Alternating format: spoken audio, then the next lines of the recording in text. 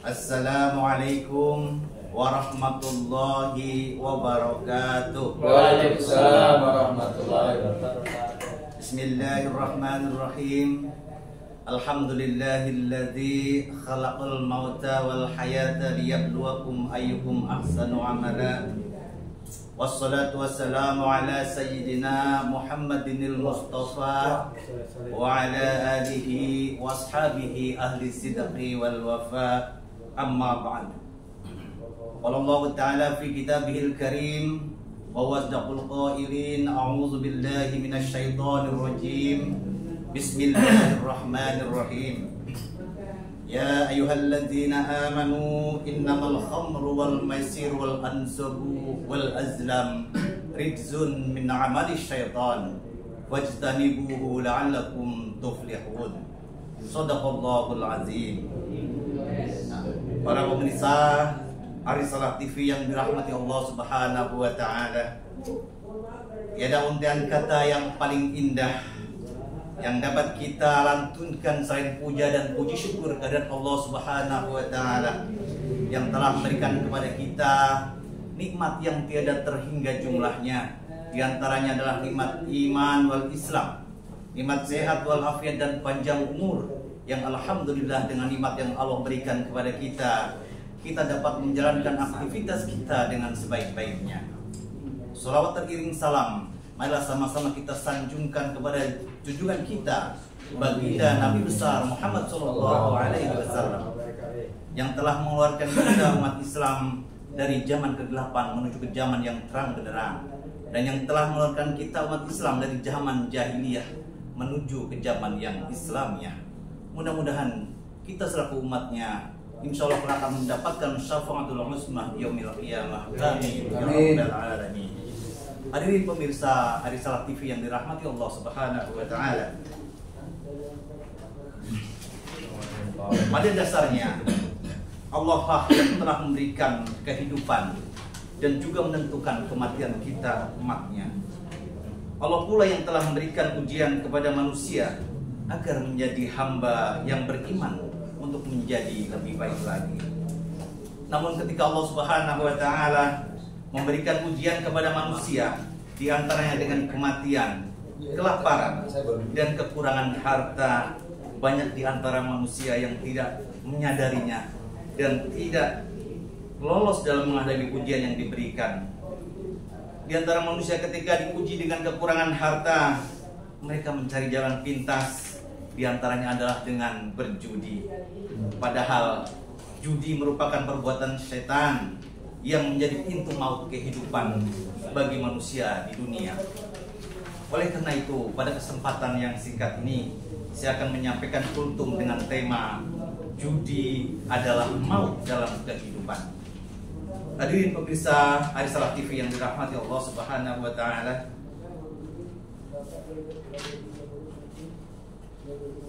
perbuatan judi merupakan salah satu perbuatan setan yang sudah seharusnya kita jauhi sebagai orang yang beriman.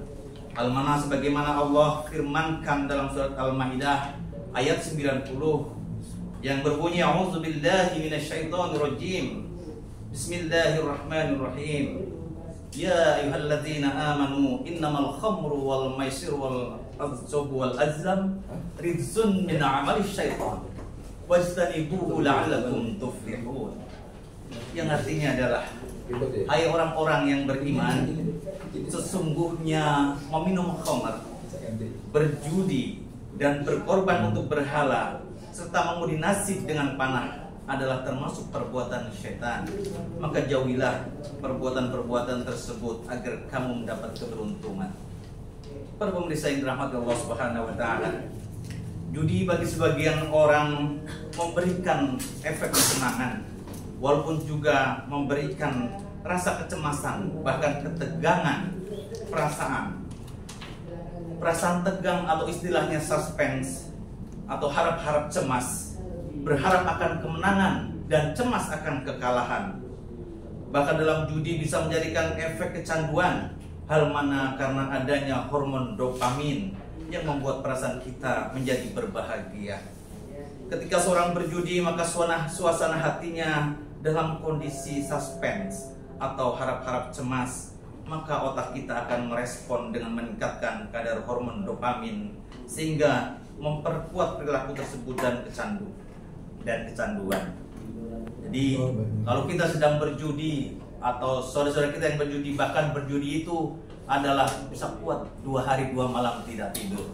Betul? Betul. Itu karena ada efek hormon dopamin yang diproduksi oleh otak yang menstimulus seseorang sehingga dia tahan terhadap tidak ngantuk dan bahkan tidak lapar.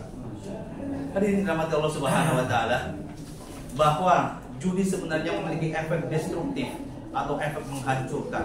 Walaupun terlihat sepele, walaupun terlihat seperti tidak mengkhawatirkan, tetapi sebenarnya memiliki sifat destruktif, yaitu menghancurkan. Yang pertama, secara individu, judi bisa menimbulkan kerugian finansial bagi pelakunya. Setiap kita yang berjudi pasti akan mengharapkan kemenangan. Ketika kemenangan diperoleh sekali, kekalahan diperoleh 3 kali, maka dia tidak akan kapok dengan kalahnya, tapi akan selalu berusaha untuk mencari kemenangan terus, sehingga bukan kekayaan yang didapat, bukan keuntungan yang didapat, akan tetapi adalah kehancuran, kerugian finansial yang dirasakan. Kemudian secara sosial, judi juga berakibat meningkatnya tingkat kriminalitas. Orang yang berjudi, orang yang kalah berjudi akan menghalalkan segala cara untuk mendapatkan modal, untuk mendapatkan sarana untuk dia mengikuti judinya, sehingga tingkat kriminalitas akan meningkat, pencurian,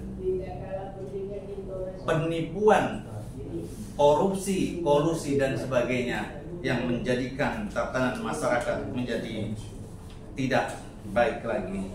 Sehingga dengan berjudi sudah sepantasnya kita hindari, karena judi adalah maut bagi kehidupan. Terlihat sepele, tetapi efeknya sangat dahsyat. Hadirin dirahmati Allah Subhanahu wa taala, Islam telah melarang dan mengharamkan judi. Islam telah mengharamkan perjudian. Pemerintah pun dengan regulasinya sudah melarang adanya praktik-praktik perjudian. Fenomena saat ini adalah judi online yang telah merajalela di dunia internet dengan kemudahan-kemudahan yang bisa diakses bukan saja oleh golongan dewasa, tapi juga oleh anak-anak remaja yang bisa mengakses situs-situs judi online yang dengan mudah diakses oleh mereka, sehingga dapat menghancurkan mental dan masa depan anak-anak generasi muda kita. Bahkan pemerintah telah memblokir ribuan situs judi online. Akan tetapi karena adanya efek globalisasi, ternyata usaha yang dilakukan oleh pemerintah ternyata jauh dari harapan, karena judi sekarang beroperasi dari luar negeri, membuat pemblokiran dan penindakan menjadi lebih kompleks. Kemudian dorongan faktor sosial dan ekonomi seperti pengangguran dan tekanan finansial seringkali mendorong individu untuk mencari jalan pintas melalui judi. Itu 2 faktor yang menjadikan judi sulit sekali diberantas untuk saat ini. Untuk itu pemerintah harus bersinergi dengan ulama.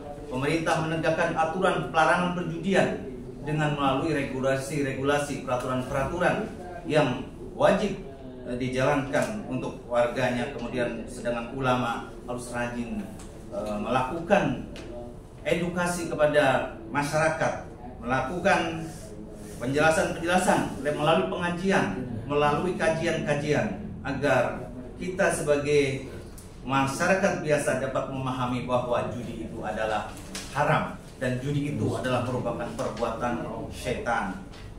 Hadirin dirahmati Allah Subhanahu wa taala, kesimpulannya adalah bahwa judi merupakan perbuatan syaitan, bahwa judi adalah dilarang oleh pemerintah kita, bahwa judi adalah merupakan maut bagi kehidupan. Sebelum ditutup untuk ini, saya ada beberapa pantun buat pemirsa. Ke Bengkulu membeli sandal, tampak bagus dan terlihat mahal. Judi mengganggu kesehatan mental, dan merusak kesehatan finansial. Kang Bibor selain jatuh ke ubin, jatuh di sana karena licin. Judi bikin orang jadi miskin, menderita lahir dan batin.